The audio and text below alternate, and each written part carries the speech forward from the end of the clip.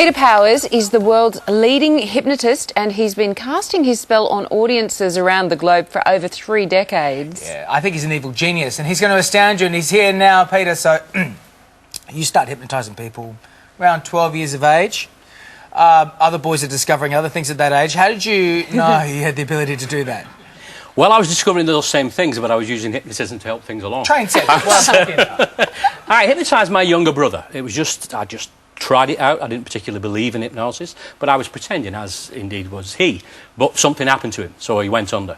And I just clapped my hands like that, and he nearly jumped out of his skin. So that's when I knew there was something in it. I got books, and that became my obsession, even till now. From the age of 12. So you must have, you can get people to do some pretty outrageous things when they're under. So can you tell us a few of the funniest moments? Well, the funniest moments, I can do the same routine again and again, but some of the funniest moments are spontaneous moments, things you just can't plan for. For example, I was doing a show, it might have been at Campbelltown, and I told a guy that he'd won the lotto, $21 million in the lotto, and he was ecstatic, and he was jumping up and down, and I said, what are you going to do with your future? And he said, well, the first thing I'm going to do is quit my job, because my boss, I hated him. He jumped up and beep, I can't stand him. But later on I said, I'd snapped him out of it and given the disappointment that he hadn't won it, but he still looked a bit upset. And I said, listen, mate, apart from the ticket price, when you go back home, you've still got the same money in your bank, you've still got all the same possessions you had before. Why are you so upset about the lotto trick? And he said, because I won't have a job, mate. My boss is sat in the audience. Yeah, that's it. But have you ever, like, aside from your brother, have you ever, like, I don't know, your wife or something like that, you've done something wrong, blokes mess up all the time, and she starts nagging, you're like, oh, honey, you're under.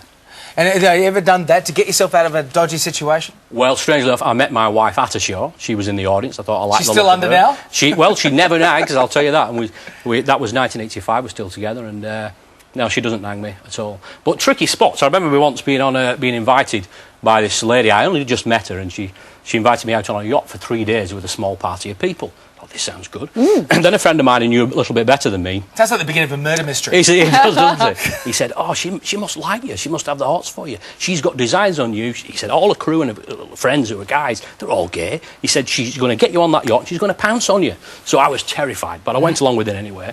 Sure. And sure enough, she was sending all the crew here. There were drinks around, and the lights went down. I thought, oh, no, this is going to go wrong. Really wrong. I didn't want this to happen. So she'd actually asked for me to do an impromptu demonstration of hypnotism on the guests. And I actually made one of her friends, who was gay, remember, and I told them both that they'd fall in love with each other, and they did, which was hilarious. And then when I was debriefing them afterwards, or removing the suggestions, I made it stay for 3 days. So you were safe. I got off the hook, yeah. Now, you couldn't help yourself while you hypnotised a few of our Channel 9 staff members, didn't you, while you were waiting in the green room? So should we go and check out? Yeah, absolutely, yeah. I can't wait to see this. There's a couple of staff members here that I just knew were going to go under straight away. Well, this is how they generally turn up for work, looking about this awake. Hey, anyway. by the way, can you make sure we get better food today as well, while we're at it with the chef? He's responsible for the food, is he?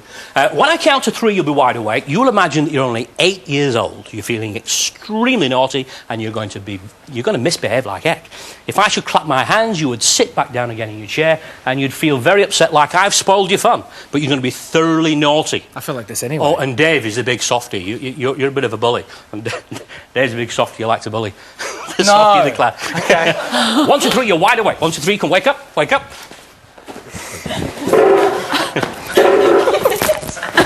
Shit, come on, knock it off. Take it easy. Hey, ow, watch this.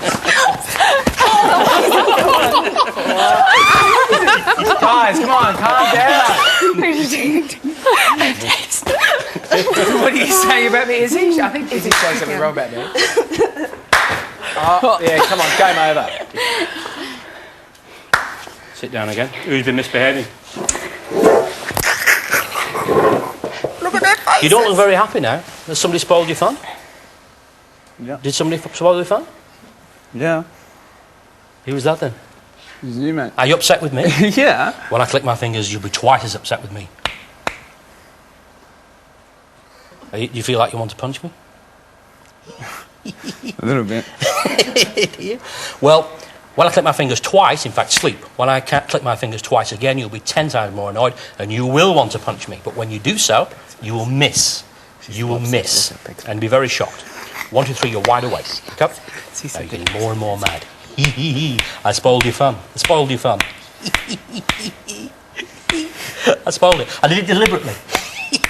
We're not covered if he hits you, Pete. Go on then. No, I don't want to hit you. Sleep. Okay. Oof, boy. Non-violent person. It's the personalities, and of course that's very good. And I'm somewhat relieved Yeah. that he didn't not miss.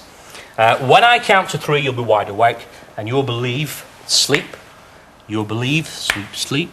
When I count to 3, you'll wake up, and you'll believe that Dave is the new Prime Minister of Australia. Oh, brilliant. You are his bodyguard. You're his bodyguard. You need to protect him at all times. That's your job. Now, if there was an emergency, you know what the drill is. You know what the drill is during an emergency. If you should hear a clap like this, you'll think that's gunfire. There's only one way to protect him.